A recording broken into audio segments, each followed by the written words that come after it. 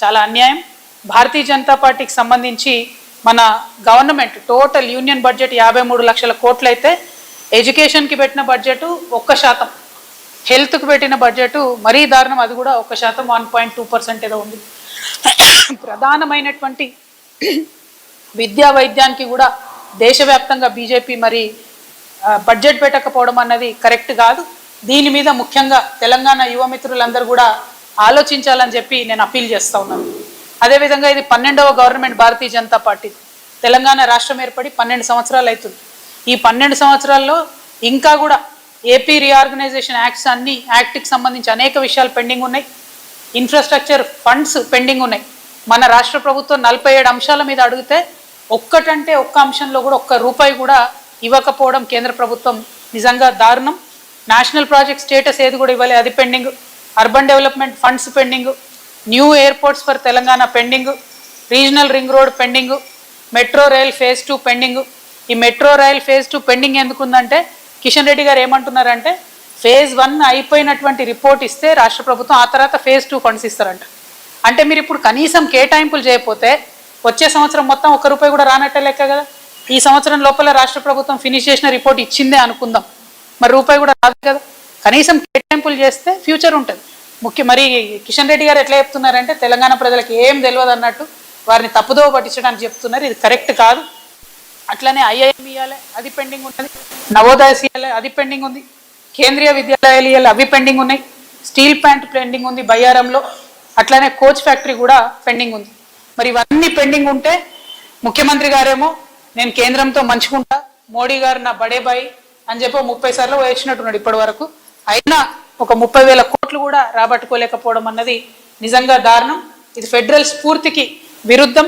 ఈ వైఖరి మానుకోవాలని భారతీయ జనతా పార్టీకి ఇక్కడ నుంచి మనకిద్దరు మంత్రులు ఉన్నారు, వాళ్ళిద్దరిని కూడా నేను డిమాండ్ చేస్తూ ఉన్నా. ఇవన్నీ ఒక దగ్గర జరుగుతూ ఉంటే మన హైదరాబాద్లో గత 2022 నుంచి అన్ఫార్చునేట్లీ అగ్ని ప్రమాదాలు వరుసగా జరుగుతూ ఉన్నాయి. దాదాపుగా మీరు చూసినట్టయితే 2022 మార్చిలో సికింద్రాబాద్లో బోయిగూడలో జరిగిన అగ్ని ప్రమాదంలో 11 మంది చనిపోయారు.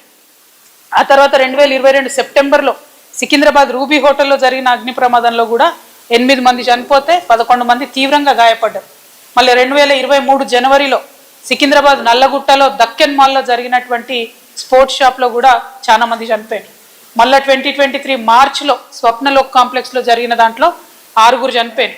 అట్లనే 2023 నవంబర్లో నాంపల్లిలో జరిగినటువంటి అపార్ట్మెంట్లో 9 మంది చనిపోయారు. 2025 మే ఈ సంవత్సరం పోయిన సంవత్సరం మే 18న గుల్జార్ హౌస్లో అగ్ని ప్రమాదం జరిగితే 17 మంది ప్రాణాలు కోల్పోయారు. నిన్నగాక మొన్న జనవరి 25న నాంపల్లిలో జరిగిన అగ్ని ప్రమాదంలో మన తెలంగాణకు సంబంధించిన చిన్న పిల్లలు చనిపోయారు. అయితే ఘోరం ఏంటంటే ఈ రాష్ట్రంలో కాంగ్రెస్ ప్రభుత్వం అధికారంలోకి వచ్చినాక అగ్ని ప్రమాదాలలో 22 మంది చనిపోతే ముఖ్యమంత్రి గారు కనీసం ఒకరిని కూడా పరామర్శించలేదు. ఎంత నిర్లక్ష్య వైఖరి అంటే నిన్న నాంపల్లిలో చనిపోయినటువంటి వాళ్ళలో మన తెలంగాణలో ఎవరు లేరు, అంత బీహార్ వాళ్ళు చనిపోయినని చెప్పారు. అంటే కనీసం ఒక శ్రద్ధతోని వెళ్ళడం అడగడం ఎటువంటి అంశాలు కూడా ముఖ్యమంత్రి చేయకపోవడం అన్నది నిజంగా చాలా బాధాకరం. ఆయన్నే మున్సిపల్ శాఖ మంత్రిగా ఉన్నారు. డెఫినెట్గా ఓల్డ్ బిల్డింగ్స్ అన్నిటిని కూడా రెగ్యులర్గా మానిటర్ చేయాలి. సెల్లార్స్లో రన్ అవుతున్న బిజినెస్ని రెగ్యులర్గా మానిటర్ చేయాలి. అవేం చేయకుండా ముఖ్యమంత్రి గారు పిఆర్ స్టంట్లు చేస్తున్నారు. సౌమ్య చనిపోయిందండి, ఎక్సైజ్ కానిస్టేబుల్ సౌమ్య చనిపోతే ముఖ్యమంత్రి గారు విదేశాలలో ఉన్నారు. ఇంత టెక్నాలజీ ఉంది, కనీసం సౌమ్య గాయపడిన రోజు ఒక ట్వీట్ చేయాలి. సౌమ్య మరణించిన తర్వాత తెలంగాణ సీఎంఓ నుంచి ట్వీట్ చేసిరు. నేను ఇవాళ డిమాండ్ చేస్తా ఉన్న ముఖ్యమంత్రి గారిని, ఎక్సైజ్ వాళ్ళ మీద ఈ డ్రగ్ మాఫియా చేస్తున్నటువంటి దాడులు అరికట్టాలంటే ఎక్సైజ్ వాళ్ళకు వెపన్స్ ఇవ్వాలి, ఫారెస్ట్ వాళ్ళకు కూడా వెపన్స్ ఇవ్వాలని చెప్పి నేను డిమాండ్ చేస్తూ ఉన్నా. ఇట్లా హైదరాబాద్కి సంబంధించిన సేఫ్టీ అయితే చాలా దారుణంగా ఉంది. ముఖ్యంగా మహిళల మీద బాలికల మీద ఒక 2025లోనే ఈ ఒక్క సంవత్సరంలోనే ఓవరాల్గా నగరంలో మన హైదరాబాద్లో 69 హత్యలు, 176 హత్యాయత్నాలు, 166 కిడ్నాప్ కేసులు నమోదైనాయి. వీటితో పాటు బోనస్ ఏంటంటే మనకు గన్ కల్చర్ ఒకటి మోపైంది. 2 రోజుల కింద ఏటీఎం దగ్గర ఒక వ్యాపారవేత్త 6 లక్షల రూపాయలు తీసుకొని పోతుంటే గన్నులతో కాల్చి మరి ఎత్తుకపోయింది. పోయిన సంవత్సరం కంప్లీట్గా పోలీసు వాళ్ళ మీదనే బందిపోటు ముఠాలు వచ్చి గన్లతో కాల్చి, అయినా కూడా ముఖ్యమంత్రి గారు హోమ్ మినిస్టర్గా మేల్కోకపోవడం అన్నది అన్యాయం. దీన్ని తక్షణమే వారు చర్యలు తీసుకోవాలని చెప్పి నేను డిమాండ్ చేస్తున్నా. ఇక వీటన్నిటికీ మించి జరుగుతున్నది ఏంది ఈ రాష్ట్రంలో అంటే, ముఖ్యమంత్రి గారు ఏదైతే ఇప్పటి వరకు 3 వరల్డ్ ఎకనామిక్ ఫోరమ్స్కి పోయినారు, అట్లనే హైదరాబాద్లో ఒక గ్లోబల్ సమ్మిట్ పెట్టారు. సరే దీనిలో ఇన్ని వేల కోట్లు వచ్చినాయి, పెట్టుబడులు అన్ని వేల కోట్లు వచ్చినాయని చెప్పి వారు చెప్పడం జరిగింది. పైగా మొన్న కొత్తగా మరి ఏదో ప్రజల దగ్గర నేర్చుకోవాల్సిన పాఠాలను విస్మరించి మరి హార్వర్డ్ బిజినెస్ స్కూల్ కూడా ముఖ్యమంత్రి గారు పోవడం జరిగింది. నేను మొదటి ప్రశ్న ఏమడుగుతా ఉన్నా అంటే, మీరు పోయినటువంటి హార్వర్డ్ కెనడీ ప్రోగ్రాము మిమ్మల్ని వాళ్ళు గౌరవార్థం ఇన్వైట్ చేసిరా, లేకపోతే మీరు ఫీజు కట్టి అందులో చేరినరా? మీరు ఫీజు కట్టి అందులో చేరితే మా సింగరేణి బిడ్డల ఫీజు కట్టినరా, ప్రభుత్వం నుండి ఫీజు కట్టినరా, లేకపోతే మీరు ప్రైవేట్గా ఫీజు కట్టుకున్నారా? ఒకవేళ మీరు ప్రైవేట్గా ఫీజు కట్టుకుంటే స్వయంగా మీరు మీ కుటుంబ సభ్యులు కట్టినరా, లేకపోతే ఎవరైనా వ్యాపారవేత్తలు మీకోసం కట్టినరా? ఈ అంశాన్ని ఖచ్చితంగా ముఖ్యమంత్రి గారు క్లారిటీ ఇవ్వాలని చెప్పి నేను డిమాండ్ చేస్తూ ఉన్నాను. దీంతో పాటు మీకు ఇప్పుడు చెప్పబోయే అంశం చాలా ఇంట్రెస్టింగ్ ఉంటుంది, మీరు వెరిఫై చేసుకునే అంశం ఉంటుంది. దీని మీద మేము చాలా పెద్ద ఎత్తున మూమెంట్ చేయబోతా ఉన్నాం. ఈ 3 సమ్మిట్లు, మొన్న వచ్చిన గ్లోబల్ సమ్మిట్లో వచ్చిన ఇన్వెస్ట్మెంట్స్ గురించి ఒకసారి మీకు నేను చెప్తా. ఫస్ట్ గ్లోబల్ సమ్మిట్లో ట్రంప్ మీడియా అండ్ టెక్నాలజీ అనే ఒక సంస్థ 1,00,000 కోట్ల ఇన్వెస్ట్మెంట్ పెడుతున్నామని చెప్పింది. అయితే ఈ సంస్థ యొక్క మొత్తం మార్కెట్ క్యాపిటలైజేషన్ అంటే మొత్తం వాల్యూ, వాళ్ళకు ఆస్తులు, పాస్తులు, బిజినెస్ లావాదేవీలు అన్నీ కలిపి 30,000 కోట్లు. 30,000 కోట్ల సంస్థ అమెరికాలో ఉన్నది. అక్కడి సంస్థ ఇక్కడ 1,00,000 కోట్లు పెడతామని చెప్పింది. మరి ఎట్లా పెడతారు, ఏ రంగంలో పెడతారు, ఏం పెడతారు అనేటటువంటి డీటెయిల్స్ కానీ రోడ్ మ్యాప్ కానీ ఏం లేదు. మొదటిది అది. అట్లీస్ట్ ఈ సంస్థ ఫేక్ కాదు, ఈ సంస్థ మాత్రం రియల్. తర్వాత AGIDC సింగపూర్ అనేటటువంటి సంస్థ, ఈ సంస్థ ఏం చేసిరు, ఇంటర్నేషనల్ గేట్వే డేటా సెంటర్ పెట్టడానికి 67,500 కోట్లు 67,500 crores ఇన్వెస్ట్ చేస్తామని చెప్పారు. కానీ మేము ఎంత వెతికినా కనీసం ఈ కంపెనీ వెబ్సైట్ కూడా దొరకలేదు ఆన్లైన్లో. AGIDC సింగపూర్ అనే సంస్థ, ఎక్కడ రికార్డ్ లేదు, సింగపూర్లో లేదు, ఎక్కడ లేదు, రిజిస్ట్రేషన్ లేదు. కానీ మన దగ్గరకు వచ్చి మొన్న గ్లోబల్ సమ్మిట్లో 67,500 కోట్లు ఇన్వెస్ట్ చేస్తామని చెప్పడం జరిగింది. ఆ తర్వాత ఇంకోటి ఇన్ఫ్రాకి డేటా సెంటర్ పార్క్స్ అని 70,000 కోట్ల MOU చేసుకున్నారు.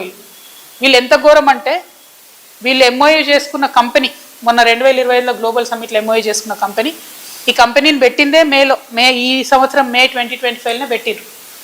అంతకుముందు ఇదే కంపెనీ ఏం చేసింది, అమెరికాలో పోయిన సంవత్సరంలో అక్కడ ఒక కంపెనీ రిజిస్టర్ చేసి అక్కడ గవర్నమెంట్ కూడా 90,000 కోట్లు MOU చేసుకుంది.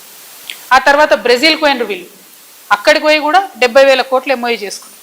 అంటే నాకు అర్థమవుతున్నది ఏంటంటే, ఇది ఒక ఫేక్ కంపెనీ.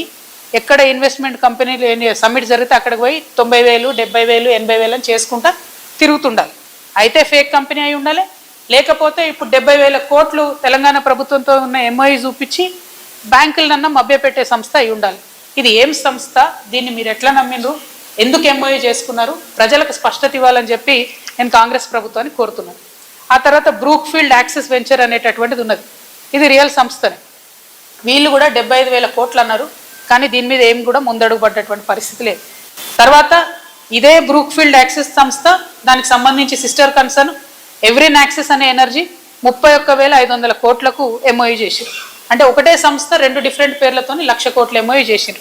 మళ్ళీ సేమ్ ఇంతకు ముందు లాగానే వాళ్ళ టోటల్ మార్కెట్ వాల్యూ కన్నా చాలా ఎక్కువ చేసారు. ఎట్లా చేస్తారన్న దాని మీద క్లారిటీ లేదు. తర్వాత ఇంట్రెస్టింగ్ విషయం ఏంటంటే, ఎమ్మెల్యే కుందూరు జైవీర్ రెడ్డి గారికి సంబంధించిన కంపెనీ ఆస్థా గ్రీన్ ఎనర్జీ అనేటటువంటిది 5,600 కోట్ల కోసం MOU చేసుకున్నారు. సరే జైవీర్ రెడ్డి గారి కంపెనీ కదా అని మేము వారి ఎలక్షన్ అఫిడవిట్ చెక్ చేసినాం. వారి ఎలక్షన్ అఫిడవిట్లోనేమో ఈ కంపెనీ పేరు లేదు. మరి పాపం కొత్తగా పెట్టి ఉండొచ్చు, నాకు తెలియదు. కానీ కొత్తగా పెట్టిన కంపెనీలు అన్నీ కూడా ఎట్లా అంటే, సబ్మిట్ అవుతుందంటే 3 నెలల ముందు కంపెనీ పెడతారు అన్నారు. పెట్టి 5,600 కోట్లు MOU చేశారు. మరి వీరు ప్రజా జీవితంలో ఉన్నారు కాబట్టి కుందూరు జైవీర్ రెడ్డి గారు అన్న, మరి ఇది సీరియస్ కంపెనీయా, 5,600 కోట్లు పెట్టుబడి పెట్టేంత అవకాశం ఉందా లేదా, స్పష్టత ఇవ్వాలని చెప్పి నేను కోరుతా ఉన్నాను. ఈ తర్వాత అన్ని ఫేక్ కంపెనీలు స్టార్ట్ అవుతాయి. ఇది ఎంత ఘోరం అంటే, ఒకటి భారత్ గరుడ అనే కంపెనీ ఉంది. వీళ్ళు ఏం MOU చేసిరంటే 2,100 కోట్లతోని కార్లు కంపెనీ పెడతాం తెలంగాణలోనే MOU చేసిరు. దీని మొత్తం పేడప్ క్యాపిటల్ అంటే 2,500 కోట్లు పెట్టుబడి పెట్టే సంస్థకు పేడప్ క్యాపిటల్ ఓన్లీ 10 లక్షల రూపాయలు. ఇంటర్నెట్లో సెర్చ్ కొడితే ఇది ఒకటే పేజ్ వస్తుంది వెబ్సైట్లో, పేరు భారత్ గరుడ, రిజిస్టర్డ్ ఇన్ అమరావతి, ఆంధ్రప్రదేశ్. ఇది ఒక పేరు తప్పితే ఇక్కడ ఫేస్బుక్ లేదు, యూట్యూబ్ లేదు, ట్విట్టర్ లేదు, ఏడిపోయినా ఇది ఒకటే పేజ్గానే పడుతుంది. అంటే ఎంత ఫేక్ సంస్థ అనేటటువంటి విషయం తెలుస్తుంది. తర్వాత అతిరథ్ హోల్డింగ్స్ అనే ఒక సంస్థ, అది కూడా అంతే, 10 లక్షల కంపెనీ, పెట్టుబడేమో 4,000 కోట్లు పెడతాం. ఎస్ఎల్ఆర్ సురభి 1 లక్ష కంపెనీ, పెట్టుబడేమో 3,000 కోట్లు పెడతాం. ఆర్సిటీ ఎనర్జీ 5 లక్షల ఉన్నటువంటి కంపెనీ, 2,500 కోట్లు పెట్టుబడి పెడతామని చెప్పి ఫేక్ ఎంఓయూలు చేసుకున్నారు. ఇక నా దగ్గర చాలా ఉన్నాయి, ఒకటి ఒక 4-5 కంపెనీలు ఉన్నాయి. గమ్మత్ ఏంటంటే ఒకటి, ఇది ఇంట్రెస్టింగ్ ఉంటుంది, ఈ ఉర్సా క్లస్టర్స్ అనే కంపెనీ మొదలు 500 కోట్లు పెట్టుబడి పెడతామని తెలంగాణ గవర్నమెంట్ ఎంఓయూ చేసుకున్న తర్వాత కంపెనీ రిజిస్టర్ చేసి, ఎంత గమ్మత్ అంటే ఇవి అసలు మరి మామూలుగా లేవు దారుణాలు. ఇవన్నీ డీటెయిల్స్ ఇవన్నీ కూడా మేము అప్లోడ్ చేస్తాం. నేను మీ అందరితో కోరేది ఏంటంటే ముఖ్యంగా I appeal to the youngsters of Telangana, we need to expose these fake MoUs. మేము చేసిన రీసెర్చ్తోని we found out about 10-20 companies which we will upload online. నేను అపీల్ చేసేది తెలంగాణ యువకులతోని, దయచేసి మీరు కూడా రీసెర్చ్ చేయండి. ఫేక్ ఎంఓయూస్ ఏవైతే ఉంటాయో వాటిని ఎక్స్పోజ్ చేద్దాం. కాంగ్రెస్ ఫేక్ ఎంఓయూస్ అనేటటువంటిది అందరు పట్టుకోండి, అటు కూడా ఇవ్వండి. కాంగ్రెస్ ఫేక్ ఎంఓయూస్ అనేటటువంటి మనం ఎక్స్పోజ్ చేయాలి. ఎందుకంటే ఒక పక్క ప్రజలు సఫర్ అవుతుంటే, అగ్ని ప్రమాదాల్లో చచ్చిపోతుంటే, ఎక్సైజ్ వాళ్ళ మీద దాడులు జరుగుతుంటే విదేశాల్లో ఉన్న ముఖ్యమంత్రి గారు స్పందించరు. ఇంకొక పక్క 3 ఏళ్లలో 30 సార్లు విదేశాలు తిరిగి గ్లోబల్ సమ్మిట్లు 3 పెట్టి, తెలంగాణలో గ్లోబల్ సమ్మిట్ పెట్టి పెట్టుబడులు వచ్చేస్తున్నాయి, ఉద్యోగాలు వచ్చేస్తున్నాయని మోసం చేస్తున్నారు. ఇంకొక పక్క పాత ప్రభుత్వం ఇచ్చినటువంటి ఉద్యోగాలకు వారు మళ్ళీ ఇప్పుడు ఏదో నోటిఫికేషన్ ఇచ్చినట్టు ప్రభుత్వ ఉద్యోగాలు ఇస్తున్నారని అట్లా మోసం చేస్తున్నారు. కాబట్టి తెలంగాణ యువకులకు నేను పిలిపిస్తా ఉన్నాను, #fake MoUs, Congress fake MoUs, వీటిని ఎక్స్పోజ్ చేద్దాం దయచేసి. ఎందుకంటే ఈ ప్రభుత్వం ప్రజలను ఎంత మోసం చేస్తుందో మనం తెలుసుకోవాలి, తెలియజేయాలి. మనం ఏమనుకుంటాం, ఇన్ని లక్షల కోట్ల ఇన్వెస్ట్మెంట్ వస్తుందంటే ఎన్ని వేల ఉద్యోగాలు వస్తాయో అనుకుంటాం. కానీ ఇదంతా తప్పుడు ప్రచారం అనే విషయాన్ని కాంగ్రెస్ ప్రభుత్వాన్ని ఎండగట్టాలని చెప్పి నేను కోరుతా ఉన్నాను. దీని మీద తప్పక మనం చర్యలు తీసుకోవాలి. కాబట్టి యువమిత్రులందరినీ కూడా ఇన్వైట్ చేస్తున్నా. సో ఇట్లాంటి అనేక అంశాలు ఒకటి తెలంగాణ జాగృతి రేపటి నుంచి అనేకమైనటువంటి అంశాల మీద కంటిన్యూస్గా పోరాటాన్ని తీసుకోబోతా ఉన్నాం. ఈ ఎన్నికలు అయిపోయిన తర్వాత ఫిబ్రవరి 20 తర్వాత మరి మా జనం బాట ఏదైతే మిగిలిన జిల్లాలు ఉన్నాయో అది కూడా స్టార్ట్ అవుతుంది. దాని తర్వాత ఇంకా పెద్ద ఎత్తున ప్రజలకు వెళ్తామని సందర్భంగా తెలియజేస్తూ, మరొక పక్క బీఆర్ఎస్ పార్టీ రాచరిక పోకడలతోని ఎవరిని పెడితే వాళ్ళకు ఓటేయాలని బెదిరిస్తుంది. ఇంకొక పక్క కాంగ్రెస్ పార్టీ మోసపూరితమైనటువంటి విధానాలతోని తెలంగాణను వంచిస్తుంది. ఇంకొక పక్క బీజేపీ పార్టీ ఇవ్వగలిగే పరిస్థితిలో ఉండి కూడా తెలంగాణ ప్రజలకు ₹1 కూడా ఇవ్వకుండా మనల్ని విస్మరిస్తోంది. కాబట్టి ఈ రాష్ట్రంలో ఖచ్చితంగా పొలిటికల్ సిస్టమ్ని మార్చడానికి యువమిత్రులు ముందుకు కదలాలి, మేధావులు ముందుకు కదలాలి, మహిళలు ముందుకు కదలాలని పిలుపునిస్తూ కాంగ్రెస్ ఫేక్ ఎంఓయూస్ని ఎక్స్పోజ్ చేద్దామని తెలియజేస్తూ సెలవు తీసుకుంటున్నాను. జై తెలంగాణ.